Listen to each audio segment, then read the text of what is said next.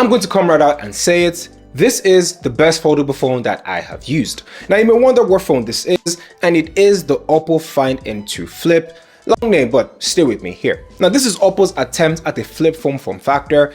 Try saying that 3 times pretty fast. Flip phone form factor, flip phone form factor, flip phone form factor. Okay, it's not that hard. Anyway, OPPO has recently been putting his hat out there in the foldable area, and they've come out with a gorgeous 6.8-inch foldable phone with a crease that is almost invisible. And dare I say, looks better than the Samsung Galaxy Z Flip 4.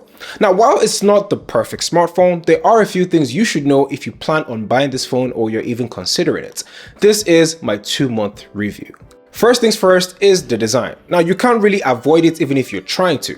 And yes, it is a flip phone which we've seen, but the design is pretty somewhat different from the rest of the pack. Now for one, it's plastic on the front and on the back, and I know that may sound cheap, but the finish around the phone gives it more of a glossy tone and in turn makes it feel like a flagship device. Now this, coupled with the aluminum frame, gives it more of a lightweight feeling, coming in at 191 grams. Now for context, this weighs less than the Pixel 7, the Pixel 7 Pro, the iPhone 14 Pro, and it is no surprise that it weighs less than the Galaxy S23 Ultra. Now the front when folded is really the most eye-catching feature of the phone. It has a huge 3.2-inch display and has a peak brightness of 900 nits and has so many features packed into it. Now apart from telling you the time and showing you your notifications, it doubles down as a second display for texting, taking pictures and videos. So if you shoot content and you want to use the main camera, you can do that while using display as a mirror or some sort of monitor to see if you're in frame. Now it even goes as far as playing games right here on the display.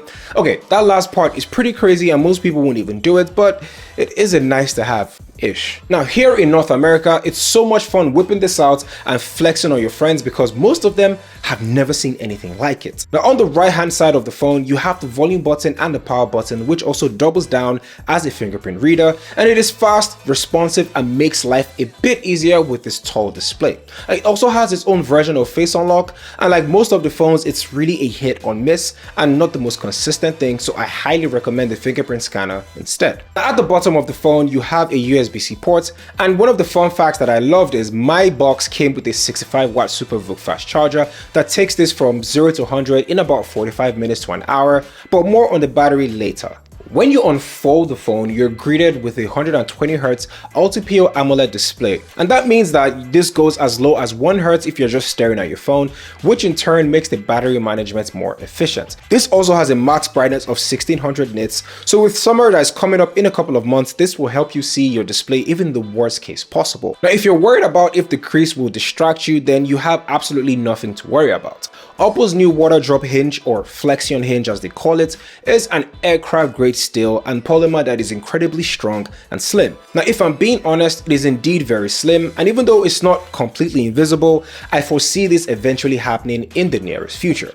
Now even though it's strong like they say, it is very easy to open up the phone without using any ounce of force. Now when compared to the Z Flip 4, that has much of a stiffness that you have to get used to. Now the battery on the Find N2 Flip is 4,300 mAh, which puts it significantly ahead to the Z Flip 4, which is 3,700 mAh.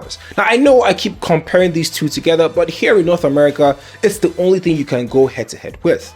Now the battery here is pretty good. Now I must admit, my few days were pretty rough. It died very early, but after about a week, it adjusted to my daily life. Now the battery here lasts me throughout the day and sometimes even the next day, depending on the amount of work or if it's Wi-Fi enabled. Now I have most of my apps running in the background, music playing, watching videos, and many more things, and it held up pretty well. You can't really go wrong with the battery on the OPPO Find N2 Flip. Okay, let's talk software. The Find N2 Flip runs on Android 13 with ColorOS, and if you didn't know, ColorOS is its own theme for Android. And you find this running on the new OnePlus 11 and the latest Realme phones, and on stage, OPPO promised about 4 years of major updates and 5 years of security patch updates, which is pretty much great news if you plan on using this phone for a long time. Now when it comes to setting it apart from its competition, the cover screen kind of gives it the edge. Now the cover screen allows you to adopt a pet.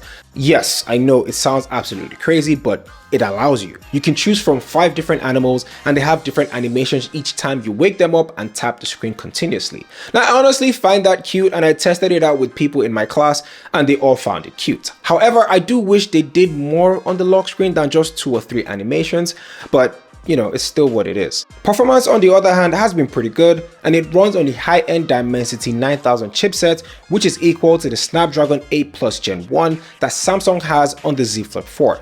Now during my day-to-day, it was pretty smooth, and that 120Hz display comes in clutch when you're mindlessly just scrolling on Twitter, Instagram, or even TikTok. Now I'm not sure if that's a good thing. Now, when we talk about the cameras, the Find N2 has a dual camera system, and they're in line with the competition's offering at that price point. Now, it has a main wide-angle lens and an ultra-wide lens. Now, so far, I noticed most flip phones do not have a telephoto lens, and I'm not sure if that's because of the form factor or something else. You get a 50 megapixel on the main wide-angle lens and a modest 8 megapixel on the ultra-wide, and in front, we have a 32 megapixel selfie camera. Now in daylight, the main shooter gives a solid performance.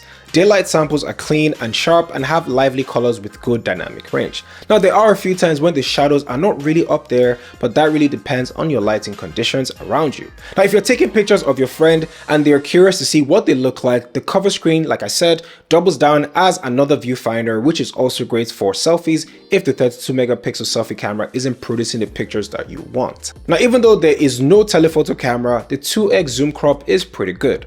Loss of sharpness is minimal with no extra noise. Now the ultra wide 2 is pretty decent as expected. It has good sharpness and dynamic range, and the color saturation is pretty good.